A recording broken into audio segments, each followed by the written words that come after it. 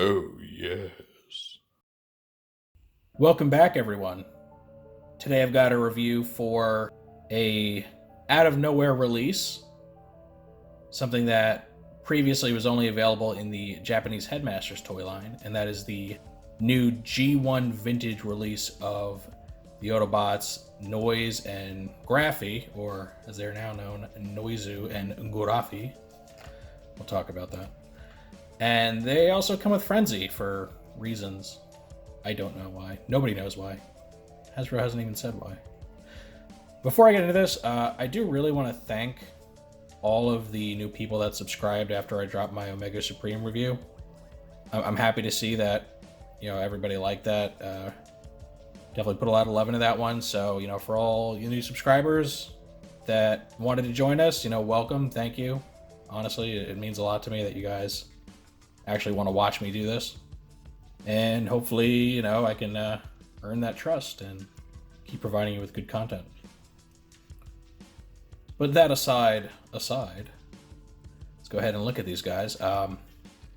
This got revealed, was it Toy Fair, I think, or SDCC? Whenever they did all those big reveals for like the late 2019, 2020 toys. But it got revealed without any announcement. It just kind of popped up there on Hasbro Pulse. So they're all shipping now. Everybody should have theirs either already or very soon if they ordered it.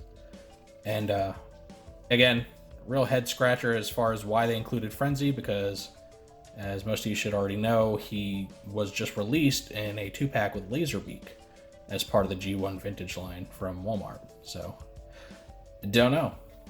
They haven't said anything on it. One thing that did surprise me when I got these out of the shipping box is that this is all one card.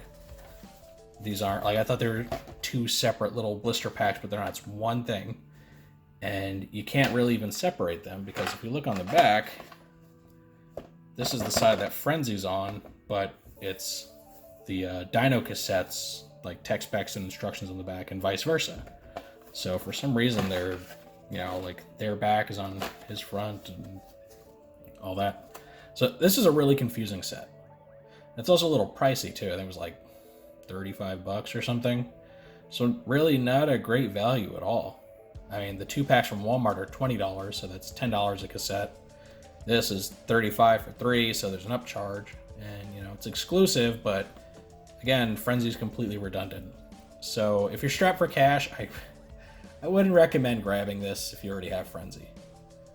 But if you don't already have him, or you just really want a piece of, quirky Japanese Transformers history, you can always go in on it. I mean, I don't regret it. I regret paying so much for it, but I am glad I have these. As I mentioned the names. They did the same thing with the last Dino cassettes that were released with those Bumblebee. Was the Retro Rock Garage and Retro Pop Highway. They did the same thing where they used the romanization of the Japanese pronunciation of their English names. It's weird. I think I figured out why. I think it's just purely for trademark, because it's a lot easier to trademark a made-up word like a Noizu than it is just the word noise. So I think that's why they did it. Could be wrong. Anyway, if you watched my reviews before, you know how this goes. We take a look at the toys in the packaging, look at the instructions, and in this case, tech specs. Then we'll take the toys out, get a look at them in all their different modes, do comparisons, do group shots, all that stuff. Really show them interacting with the greater Transformers universe. And then at the end of the video, I'll give my final thoughts on these. So let's get started. Alright, so Frenzy, really nothing new to see here. If you already have the 2-pack, it's got his classic G1 box art, the cassette, his 2 weapons. Over here, though, this is new because these 2 were never released in American packaging, so they've kind of recreated and reshuffled their packaging to make it look like a North American release. So you got your typical grid pattern, it's red because Autobots. They do use the same character art that the Japanese releases used, and I'm okay with that because it looks really good. Especially Noizu over here. It looks like a little mini Grimlock. You got your typical logo, taglines, all that. Converts from cassette to robot and back. The classic Hasbro symbol. Now we'll flip it around. This ought to be fun. Alright. So you have the instructions for our 2 dynos, Frenzy's instructions here. Oh, it's got a call out to the 35th anniversary, so that's kind of cool. I didn't notice that till just now. So obviously Transformers 35th anniversary is going on. Walmart's going to be releasing special toys for that event, if you don't already know. You're going to get a Siege Sound Blaster and smokescreen, as well as like animation, like cartoon colored Optimus and Megatron from Siege. So that's really cool. Alright, let's go ahead and read the tech specs for these guys, because admittedly I don't know very much about these two at all. I know they form Decibel as a combiner, which, come to think of it, they don't even show in the instructions here. That's unfortunate. Alright, so there are no instructions for making them Decibel, so we'll just have to do it by eye, I guess. Funnily enough, even though these two get these weird Romanized Japanese names, Decibel gets to keep his English name. There it is, Decibel. So, don't know. Anyway, let's start here. Gurafi. Function aerial intelligence. A clear mind results in a clear victory. The calmest and most level-headed of his teammates, never disobeys orders, paired with Noizu, that's gonna bother me, in order to help reduce his fellow cassette's stubbornly violent nature. Attempting this, however, tried even his stoic attitude. His eyesight from aloft is incredible, can spot a baseball from 300 meters, able to achieve 250 miles per hour in flight in all atmospheric conditions. I don't think that's scientifically feasible, but okay. Beak can tear holes through 5 centimeters of steel and has low-powered laser blaster that is effective in blinding enemies.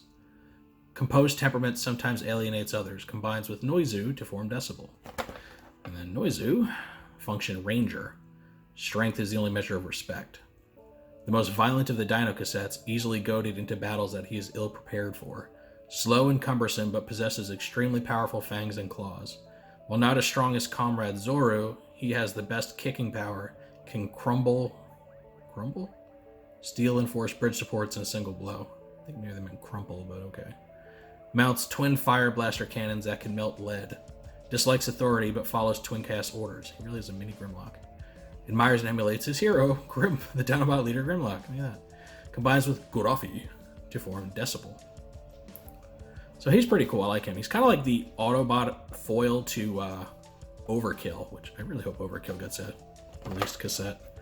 It'll make my day. Alright, and Frenzy, probably exactly the same as the other release, but I'll read it for you guys so you don't have to go see the other review. So Frenzy, function Warrior. Sow panic and surrender will bloom. If Frenzy needed to breathe, war would be his oxygen. He knows no cause, only craves to spread fear and destruction. His efforts are appreciated by other Decepticons. His devotion to warfare makes him hard to deal with on a personal level. Can roll his drums to produce high-pitched grating sound of 200 decibels. Decibel. Disorients and disrupts electrical flow in opponent's circuitry, which makes them malfunction. Physically weak, his manic attack can be countered with cool logic. So yeah, exact same tech specs as the other release, which is not surprising because it's the same ones as in the G1. Though, you know what I just noticed? These are not multilingual like the general release G1 vintage tech specs are. So I guess this is only being released here in America. That's interesting. Alright, before we really get into the Dino cassettes, let's figure out what the heck is going on with this Frenzy. Now, I've heard conflicting reports. I've heard that this toy is identical to the Walmart release. I've also heard that he's painted to be more animation accurate. And the promotional images in which Frenzy appears does show like some sticker and paint differences from the retail release.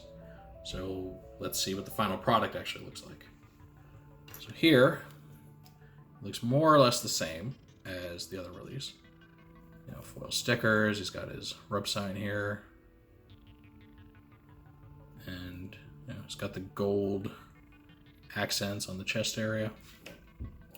So now let's bust out Retail Frenzy. And already I can see some differences. The blue on this one is just a solid, like, matte light blue. It's not chromatic like the background. Whereas on here, it's metallic color and quite a bit darker too. So there's one difference. You'll also notice that the little square sticker that shows like the tape spools for the cassette seem to be upside down from this version. And they also seem to be done in a lighter color. You can see them a lot better on this side. And let's see. This barcode or serial number here isn't present on this guy. It's got a printed batch number. This is an etched batch number. And then this little tampo thing here is also different. And there, so a lot of like the serial number copyright stuff has changed. And on the back, so far I can't see anything significantly different. So, all right, so we got some differences in the sticker placement. Let's go ahead and transform these guys and see how the robot modes differ. All right, and this is the new Frenzy in his robot mode. And we compare him against the first release, and you should be able to spot a pretty obvious difference between these two. And that is the head. You can see they're done up very, very differently here, which is interesting. The biggest difference you can see is this red dot right on his forehead, which this one lacks. So I'm not sure what the purpose of that dot is. And I believe his visor is also a little bit darker than this one. It's kind of hard to really pinpoint what it is about it, but it just seems like a different shade. Aside from the head, everything else looks the same. The leg stickers look to be identical. So really just the head has been painted differently. So this does show that the promotional images were half right, and that they did show that he had that red dot there, so he had the differently painted head, but the stickers they had all wrong as far as their placement and everything, so I think those were just misplaced for the stock photography. So yeah, the curious case of Frenzy 2.0. Same toy, slightly shinier front sticker, and a red dot on his forehead. That's it. Now, I said before that some people are saying he's supposed to be more animation accurate, but he's not, like, at all. Like, the only difference really being a red dot on his helmet, which the animation model didn't have. Had red eyes. Maybe that's what they were going for. Like, maybe somebody said give him red eyes and they thought the dot was his eye. I don't know. Makes him look like a cyclops. So yeah, we now know the differences, but I'm just as confused about them as I was before. So anyway, now that we've gotten past that, let's go ahead and take a look at our Dino cassettes, our Autobots. All right, so here are Noizu and Gurafi in their cassette forms. I don't have anything to compare these to because I don't own the originals, but I did look this up, and the only real difference between these re-releases and their original 80s toys, just small differences with the stickers as far as how big they are. Apparently the fact that they go all the way to the edge of their respective parts is new. It used to be a little bit smaller, and then some small details with like silver lines and stuff, so nothing crazy. But yeah, you can see this is Noizu. Makes a good looking rectangle. I think better looking cassette than the other Dino cassette guys, though he's got his really obvious dinosaur head right here. Stickers are pretty cool. Definitely looks like an old 1980s mini cassette. It says metal position on here, MC60. Nothing special on the back, it's all blue. There's his rub sign. It's like the edge of the cassette. You see he's an Autobot. A Gurafi. I like saying it like that. Yeah, very cool looking. I like the red and silver on black and all that. Like, again, pretty decent looking cassette. Got some weird indents here. No super obvious robot faces sticking out. Also says metal position on here, side A, all that. And very plain backside with a rub sign. Alright, so pretty cool. Being Autobots, these guys are meant to be partnered with Blaster, though I do not currently own a copy of G1 Blaster, and the vintage version that's coming out sometime soon isn't out yet, so unfortunately we're gonna have to substitute in Soundwave to show these off. And here he is, G1 Soundwave. Go ahead, open up his chest compartment. And let's see how all these guys fit in. You know, all the mini cassettes are supposed to be like a one-size-fits-all, but some of them definitely work better than others. So put Noizu in first. Slides right in there. Perfect fit. Awesome. And let's see, Gurafi now. A little tighter. Needs to be pushed down a bit, but he will fit in there. So, not the worst fit, not the best fit for him. So they will work with Soundwave, and therefore will obviously work with Blaster. Or any of their mold mates, you know, if you're lucky enough to own like an original Sound Blaster or Twincast, obviously work with them too. Okay, we're going to transform these guys now, starting with Noizu. So, first thing I want to do, take this long piece right here, just kind of flip it out, like so. Then it's like a double hinge here, so you're going to lift up, and it's going to untab from the little pegs right there. I'm just going to fold this all the way up. I actually like that. I haven't seen that whole mechanic in a cassette guy yet. His tiny little, nubby little Allosaurus arms, you're going to pull down. His head just flips out like that. And then you're going to split these feet to give him some balance and to separate the feet. Though this does also basically give him two tails. So not the best execution. A little weird. But yeah, so that's the main body. And then you're going to take his weapons, which are really big for a cassette toy. And you're going to attach them to the holes in his upper body. You want the wing bits, or wing-like appendages, whatever they are, pointing up. And on my copy, at least, they go right in very smoothly. So I'm not too worried about the paint scraping off or anything. And yeah, just wear them along the sides like that.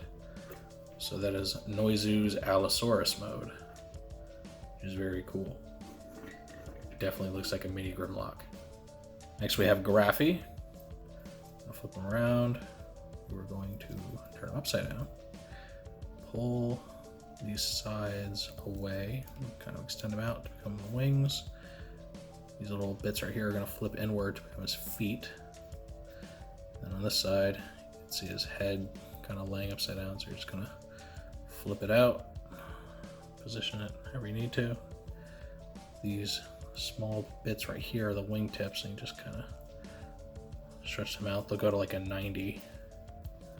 Same thing on this side, like so. And you just position the wings however you want to. You can have him flapping his wings, have him at rest, whatever. All right, and then these are his little armor or weapon bits here.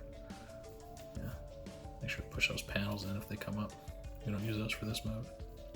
All right, we're gonna press them on. You want it to where this like rectangular or really more trapezoidal part sticking up goes on like the outside of the wing, like that. Do it here. Make those feet a little more straight. And there you go. This is Gurafi, or Grafi's pterodactyl, pterodon, not quite sure, mode. Reminds me of like if Pterosaur were a G1 character, this would be him. Yeah, pretty cool looking, very different. You know, we've had winged cassettes in the form of condors, but it's the first time we get a winged lizard, and one that stands upright at that, so pretty cool. Balances very well, despite like the big wings hanging off the side here. And you have some flexibility with how you want to pose them. You can put them in this like more neutral resting position if you want to. You know, hopefully without knocking him over like I did. So, very neat, very different. And here are two guys in their dinosaur modes together. And they contrast each other very well. You have like a baby blue against a red. Fairly bright colors compared to a lot of the other cassette characters. Now these guys, I do feel that like the other Dino cassettes, they're weaker than the original batch of G1 cassettes. Yeah, I think the engineering's not quite as strong and the finished product's not as impressive or as articulated as previous cassette characters.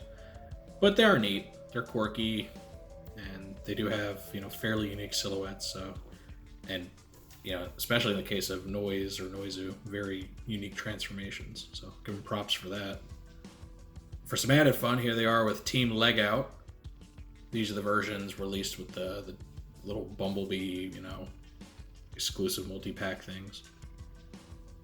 So now it's starting to look like, you know, the gang's kind of all coming together. You got your 4 Autobot Dino cassettes.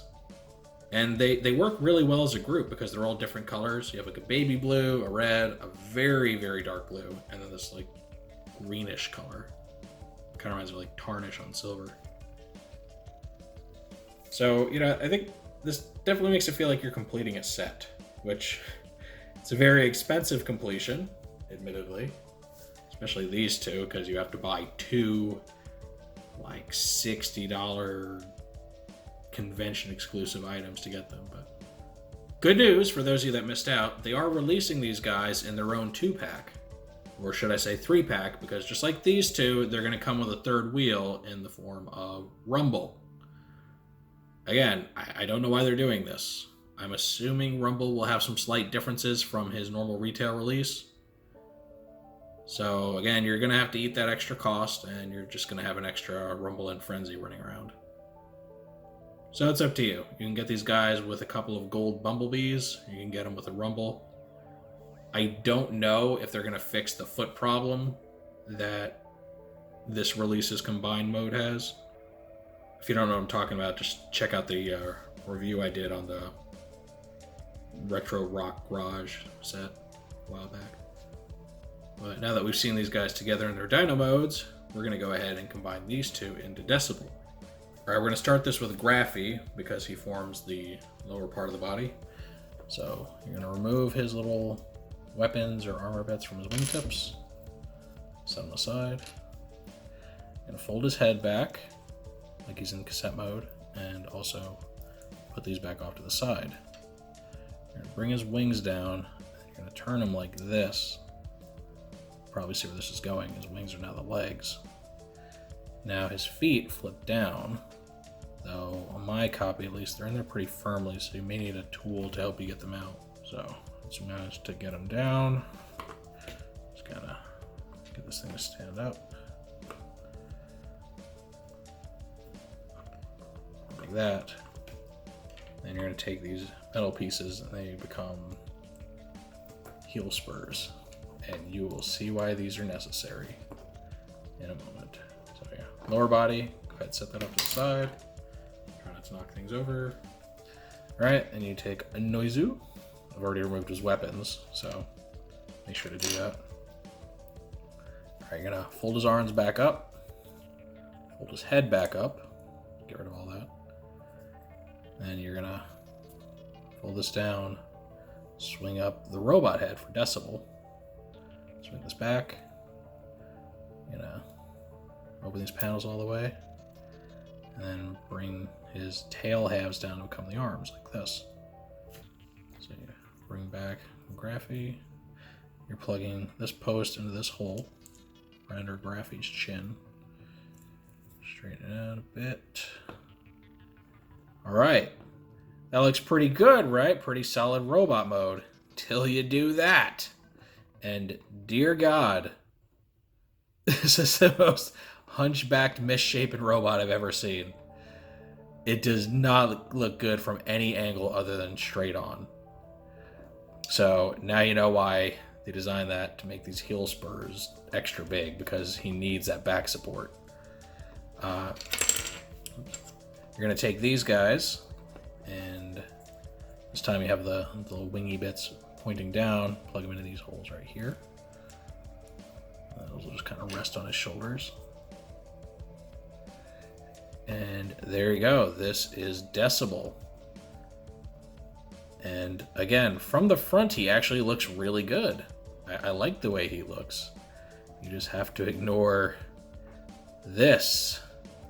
It's like horrible deformity that he has. I mean, his head is like literally behind his spine, so don't know. But this is what we get. He's fun. He's just a quirky looking little robot. I like the cannons on either side of his head. messing with him, his upper half might have a tendency to flop down. That's because Gurafi's head is bearing all of the weight of the upper body, and it's not the tightest of joints, so some careful balancing may be needed just to get him to be less back heavy. So just be careful with that. And here we have Decibel alongside his partner Leg Out, just so you can see how they look together. Two very different looking robots. Decibel's very short and squat, Leg Out's kind of tall and lanky. These are the jacked up feet I'm referring to. And neither one is a very strong looking robot. When I say strong, I mean well designed. Really, cassette combiners they were a thing, they happened, they were not good. But they were quirky enough to where their existence is, I would say, generally considered a positive thing. So yeah, you're not going to be going for looks with these guys. You're just going to be going for the sheer quirkiness and charm of a robot made of two rectangles that also turn into something else. All right, and for even more fun and craziness, here we have the missing member of the little cassette combiner trio, and that would be Slam Dance. Now, obviously, this is the Siege version of Slam Dance. He doesn't turn into cassettes like these two do, but the original Slam Dance has yet to be re-released. Though, I'm a little hopeful considering they have released these guys now. They're even giving this one a proper, vintage re-release. And the fact that they've gone and reserved the name for this figure of Slam Dance, that maybe they're planning to finish off the trio, We'll get a third 2 or 3 pack that contains the original Slam Dance toys, which I would be all for. If you want to keep throwing Japanese-only characters at me, I will keep giving you my money. Said no responsible adult ever.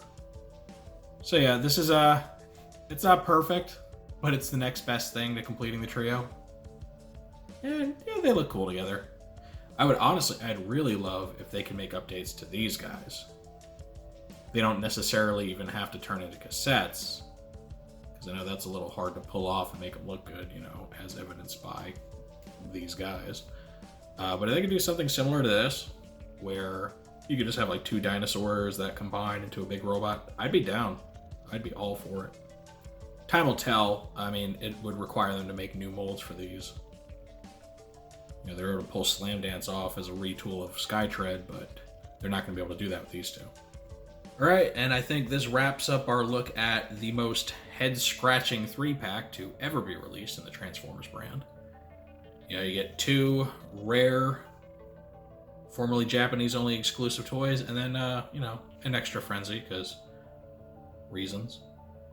Now, I've already said what I think of this 3-pack as far as is it worth the cost? Again, it's really up to you. Just know you are taking a loss. You're paying more than you would for 3 cassettes normally, and you're getting an extra frenzy who's only marginally different from the regular retail release. So again, entirely up to you if you think it's worth it. I think it is very cool to finally get these two. I really enjoyed transforming these guys, checking out their dyno modes, their combined mode. Even though from the side and the back this thing is an utter abomination, he's a lot of fun, and I enjoy him quite a bit more than Leg Out. Though that could be due to the fact that the reissue of Leg Out is completely jacked and has a hard time standing up. But this is all just my opinion. Let me know down below what you all think. Is this worth picking up? Have you been waiting on a reissue of good old Noizu and Gurafi, or Noizu and Gurafi? Are you happy to finally get a Decibel toy of your own? Would you rather get Frenzy this way than the 2-pack with Laserbeak? Any and all comments and feedback, always welcome. If you like this review, make sure to give it a thumbs up. Let YouTube know that you do enjoy these. If you want to see more reviews like this one or any of my other content, make sure to subscribe and hit the notification bell so you always get a heads up when I post something new.